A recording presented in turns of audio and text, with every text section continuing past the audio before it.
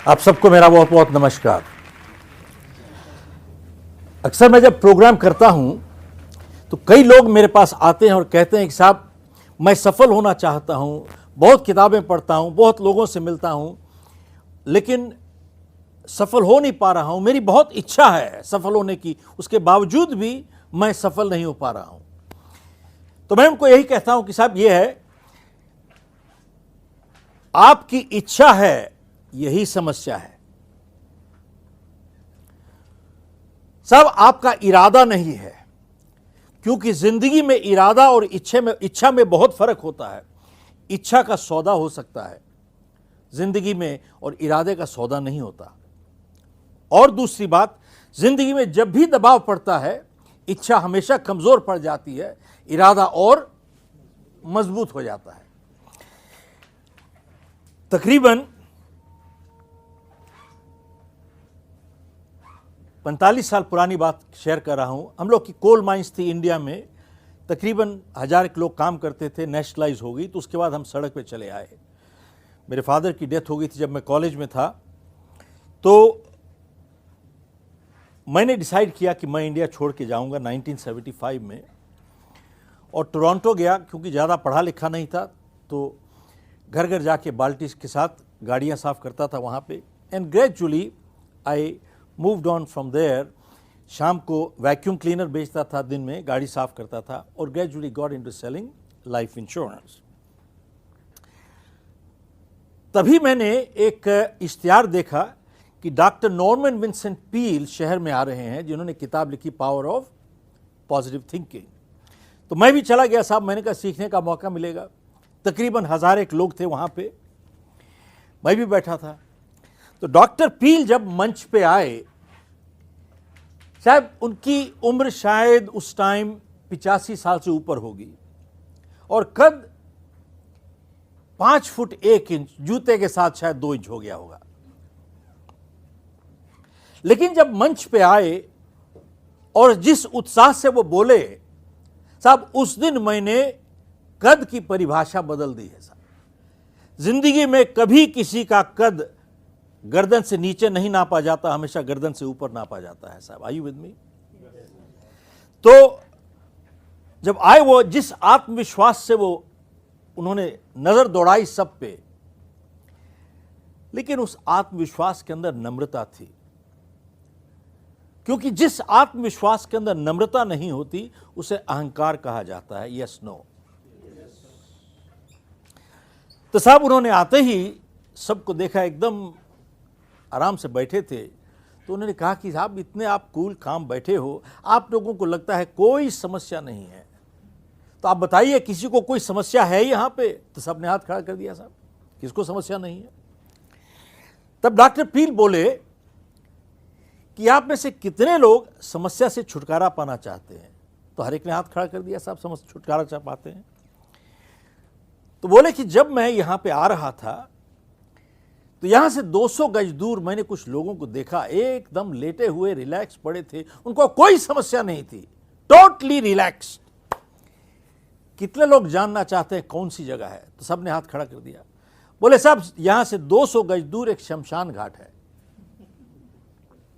वहां पे चले जाओ, वहां पे जमीन पे लेटे हुए हैं लोग, इनको कोई समस्या ही नहीं है, टोटली रिलैक्स्ड। कितने लोग समस्या से छुटकारा पाना चाहते हैं? साहब किसी ने हाथ खड़ा ही नहीं किया, सबने जेब में हाथ डाल दिया। तब डॉक्टर पील बोले कि समस्या एक जीवन का प्रतीक है। जब तक हम जिंदा रहेंगे समस्या रहेगी, अगर समस्या ही नहीं रहेगी तो हम ही नहीं रहेंगे। और जब समस्या कम होने लगे, समझना खतरे की घंटी बजने वाली है। तब अपने घुटनों पे टिक के परमात्मा से प्रार्थना करो, भरोसा छोड़ दिया, कुछ समस्या ही भेज दो भाई। तो साहब उन्होंने 45 साल पहले एक प्रार्थना दी थी, जो शायद उनकी नहीं है, ये 2000 साल पहले किसी और की थी। और वो प्रार्थना मेरे हिसाब से जिंदगी का एक निचोड़ है। 45 साल से मैं घर से निकलने से पहले हमेशा ये प्रार्थना करके निकलता हूं साहब। इसको मैं पहले इंग्लिश में कहूंगा, it is called serenity prayer, शायद आपने सुनी होगी।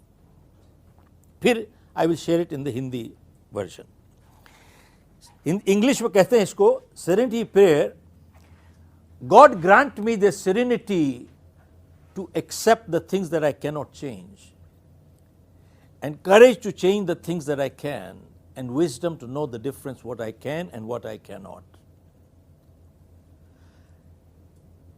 परमात्मा मुझे संतुलन दो कि जो मैं बदल नहीं सकता आपकी सौगात समझ के स्वीकार करूं, और अगर बदल सकता हूं तो मुझे इतनी हिम्मत और हौसला दो कि मैं उसे बदल दूं, और इतनी सुबुद्धि दो कि उनमें फर्क बता सकूं क्या बदल सकता हूं और क्या मैं नहीं बदल सकता। साहब अगर इसको एनालाइज किया जाए, it is literally the essence of life, एक निचोड़ है। परमात्मा मुझे संतुलन दो, जो मैं बदल नहीं सकता आपकी सौगात समझ के स्वीकार करूं। अब सवाल यह है, क्या हमारी जिंदगी में हर चीज हमारे इख्तियार में है? क्या हर चीज हमारे काबू में है? क्या बहुत सी चीजें हमारे हाथ से बाहर भी हैं? Yes no. सब मैं कहां पैदा हुआ ये मेरा फैसला थोड़ी था भाई। मैंने अपने मां बाप को नहीं चुना, ना ही उन्होंने मुझे चुना साहब। आप देखें मेरा कद अगर यह है तो मैं 6 फुट 10 इंच नहीं हो सकता हूं, और मेरा अगर जिस्म का रंग यह है तो मैं इसको बदल नहीं सकता हूं। और मान लिया कि साहब कई लोग अपाहिज भी पैदा होते हैं, और कई लोग अच्छे लोगों के साथ बुरे हादसे भी होते हैं। क्या गलती की उन्होंने, भगवान जाने। साहब ऐसा है, जो मैं बदल नहीं सकता आपकी सौगात समझ के स्वीकार करूं। जानते हैं बहुत से ऐसे लोग हैं उन चीजों के साथ लड़ते रहते हैं जो बदल ही नहीं सकते, और अपनी जिंदगी में तनाव लेके चले आते हैं, और जिंदगी में प्रोडक्टिविटी, रिलेशनशिप सब सत्यानाश हो जाती है। Yes no. अब भैया जो मैं बदल नहीं सकता स्वीकार करो भाई आपकी सौगात समझ के, और अगर बदल सकता हूं तो मुझे इतनी हिम्मत और हौसला दो कि मैं उसे बदल दूं, और इतनी सुबुद्धि दो कि उनमें फर्क बता सकूं क्या बदल सकता हूं और क्या मैं नहीं बदल सकता। साहब वाकई में इस छोटी सी प्रार्थना के अंदर इतना सा सार पड़ा हुआ है जीने का, और मैंने तब से तय किया है कि घर से निकलता हूं, निकलने से पहले ये प्रार्थना करके निकलता हूं। अब जब मैं अपनी किताब लिख रहा था यू कैन विन और उसके बाद यू कैन अचीव मोर, तो यही सोच मैं 2 कदम आगे लेके गया। मैंने अपनी किताब में लिखा है कि जिंदगी एक फैसला भी है और जिंदगी एक समझौता भी है। लगता है आपस में टकरा रहे हैं, नहीं, टकराव नहीं है साहब। जिंदगी एक फैसला भी है और जिंदगी एक समझौता भी है। कैसे साहब? मैं अगर आपके साथ बदतमीजी के साथ पेश आता हूं, मैंने फैसला किया कि आप मेरे साथ बदतमीजी के साथ पेश आइए साहब। मैं अगर एक सिगरेट जलाता हूं, मैंने फैसला किया कैंसर को बुलाने के लिए। Yes no. मैं अगर शराब पी के गाड़ी चलाता हूं, मैंने फैसला किया एक्सीडेंट को बुलाने के लिए। Yes no. सब मैं अगर सच बोलता हूं, ईमानदारी करता हूं, मैंने फैसला किया कि जिंदगी में एक विश्वसनीय इंसान बनूंगा, मेरी क्रेडिबिलिटी बढ़ जाएगी साहब। मैं एक्सरसाइज करता हूं, मैंने फैसला किया एक अच्छी सेहत बनाने के लिए। Yes no. हेलो।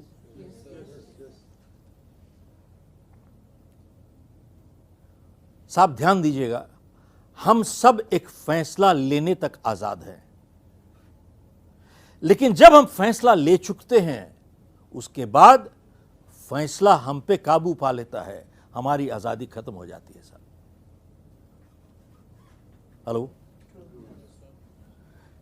साहब ध्यान दीजिएगा, हम सब एक फैसला लेने तक ही आजाद है, लेकिन जब हम फैसला ले चुकते हैं उसके बाद हमारी आजादी खत्म हो जाती है, फैसला हम पे काबू पा लेता है। अब सवाल यह है, जिंदगी एक समझौता कैसे है? साहब हर चीज हमारे हाथ में नहीं है। अभी हमने बात की, हर चीज हमारे हाथ में नहीं है। जिंदगी में किसी ने कहा है बहुत अच्छी बात, ताश के पत्ते कैसे मिलते हैं इसका फैसला हम नहीं कर सकते, खेल कैसे खेलते हैं इसका फैसला हम कर सकते हैं। साहब जरूर